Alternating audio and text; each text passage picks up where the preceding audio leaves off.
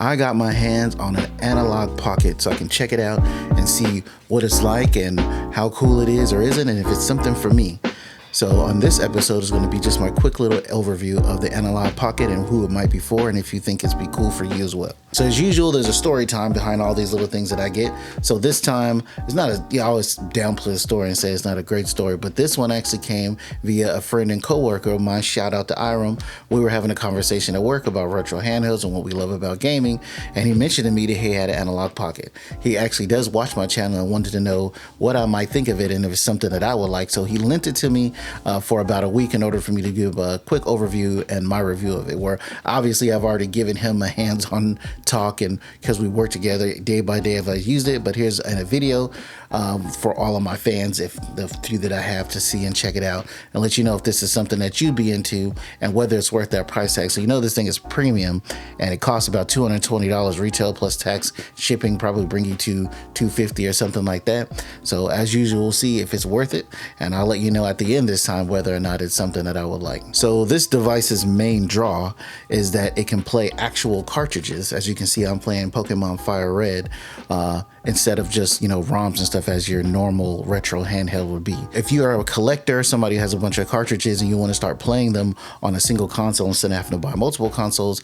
this can play it. So the Analogue Pocket can play cartridges, I believe the Game Boy, Game Boy Color, and Game Boy Advance fresh out of the box through something called FPGA. Basically, it emulates the hardware in order to play the cartridges. So it's not just like a software emulation like you would see on your Retroid Pocket or Ambernic devices, something like that. There are also other cartridges you can add to expand its use, such as Atari Lynx, I believe you can get Neo Geo Pocket Color, and things of that nature. If you like this kind of content, please like, commenting, subscribe, and all that stuff, and let's get going. So first, let's go over the build quality. The build quality on this is like super solid. Like, I would say that it is probably the most professional and solidly built handheld I've held in my hand so far.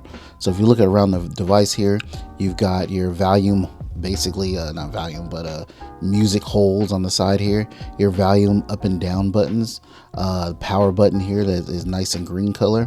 You got your obviously your thumb pads and buttons on the front here. On the bottom half here, we got, let's see, that's the Nintendo Link for like GBA and Game Boy Link. You've got your USB-C, LED indicator light, and headphone jack, of course. On this side here, you just got your memory card slot and some more sound holes for the speakers. On the back, you got your shoulder buttons, and then of course your slot for whatever game cartridge you're going to have in it. And speaking of the buttons here, actually I'm feeling like 50-50 on the buttons. As you can see here, probably the top buttons here are concave and the bottom ones here are convex, so it's really nice to the touch. They're very there's definitely a good amount of travel, not too much like straight up clackiness. It's pretty good. And the thumb pad is actually very good as well. Probably one of the better thumb pads I've handled in a while. You've got your face buttons here. You got the Analogue Pocket menu button here, and then like a nice little emboss of the FPGA here. What I don't like as far as buttons go are the volume buttons. They're kind of like sunken in and I guess flush with the casing, and I don't really like that. I wish I could feel them more without having to look at them and see that they're there.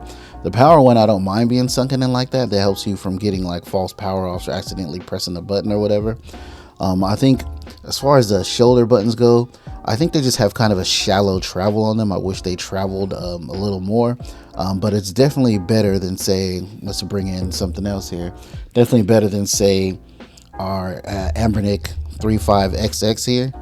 I don't, these shoulder buttons aren't great either. I think I said that in my review. They're definitely more clicky. You can tell there's like sort of a click button that these activate, and maybe not like a membrane mesh like you get on this one here. When it comes to simply playing a cartridge, it's actually very simple. You just stick your cartridge in the back here, go up, hit play cartridge.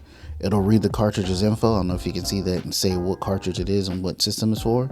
You simply hit play. Playing games on this is pretty simple as far as cartridges go, but the real draw is once you upgrade your firmware and it adds a lot of the FPGA cores, it'll add not only cores for you to play more retro systems such as GBA and Game Boy Color and a few other ones, but it'll actually add actual arcade games to the system itself. So let me give you a little example here. So let's go to the Open FPGA. You got a couple ones. You got arcade, arcade multi. Let's just go to regular arcade here. And this one will have most of your just straight up games. Now, I love Bad Dudes. That's why it was already on that one. You just hit it and run it.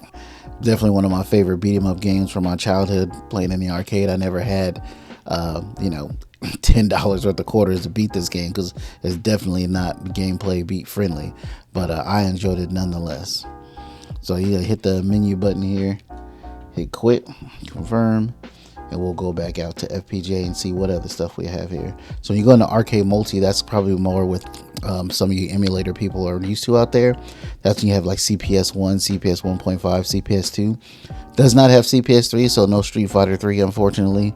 But we got a bunch of Konami games and Sega systems. There's all kinds of stuff in here as far as that goes. And then as far as, let's say, straight up emulation goes, I've gone through and put some games already on here. So under the handheld section, I go into Game Boy Advance, run, and I have a few games running here. So I will definitely say this is a premium device. And just to give you guys a good example here, let's go on and bring in the good old Ambernic 35XX and kind of explain. So one of the things that's like really great about this device is the color reproduction. The screen is actually really, really nice.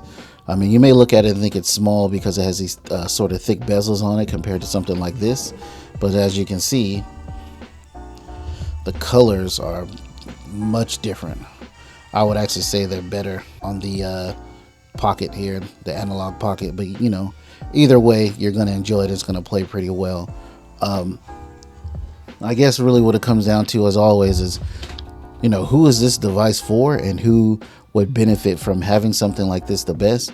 I would say, obviously, if you're just your run-of-the-mill, and I mean, I don't mean that as a diss, but just your regular person who wants to just play their childhood games on an emulator, I would say getting a cheap form factor $50 to $100 emulator device and just play straight up ROMs would probably be better because it'll have more capability as far as what systems it can play. This one pretty much only goes up to GBA and arcade games.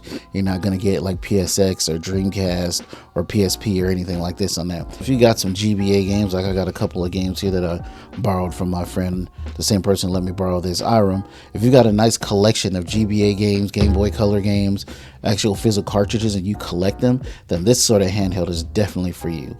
You'll be actually able to play all of your devices and all of your cartridges for, you know, mobile games anyway, mobile handhelds anyway on this.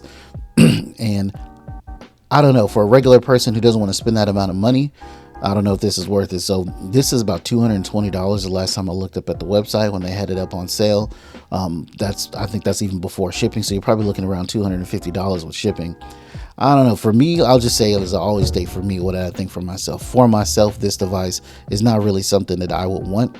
I would definitely go with one of the other devices, like I had the Trim UI Smart Pro in one of my other videos, and that one was really good too. I actually got an upcoming video with that one pretty soon as well.